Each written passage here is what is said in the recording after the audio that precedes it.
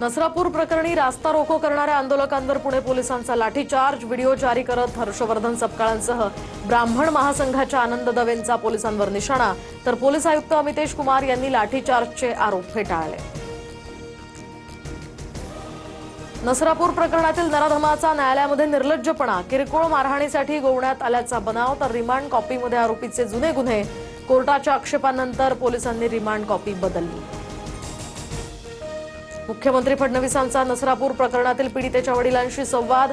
लोकांचा रोष स्वाभाविक, नराधमाला मृत्यूदंडाची शिक्षा देण्यासाठी प्रयत्नशील, फडणवीसांचं आश्वासन।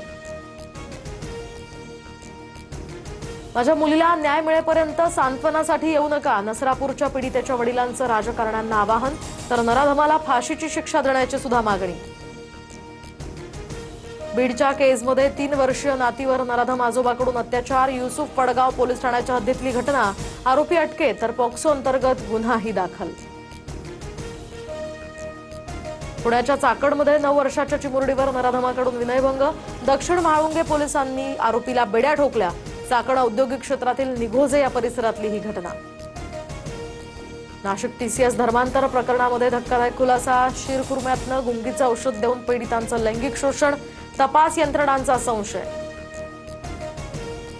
व्यावसायिक सिलेंडर दरवाढीमुळे खाद्यपदार्थांच्या किमतींमध्ये 15% वाढ होण्याची शक्यता, व्यापारी आणि औद्योगिक संघटनांकडून तात्काळ सिलेंडर दरवाढ मागे घेण्याची मागणी। बीड, धाराशिव, लातूर, हिंगोलीमध्ये पेट्रोल आणि डिझेलचा तुटवडा, कळंब ढोकी परिसरामध्ये पेट्रोल पंप बंद, तर काही ठिकाणी डिझेलसाठी बॅरल घेऊन पंपांवर मोठी गर्दी। डिझेल संपल्याच्या अफवेनं नागरिकांची धावपळ। विदर्भात उद्यापासून 2 दिवस अवकाळी पावसाचा इशारा, गडचिरोली, चंद्रपूर, वर्धा आणि यवतमाळमध्ये वादळी वाऱ्यासह अवकाळीची शक्यता, हवामान खात्याकडून सतर्कतेचा इशारा।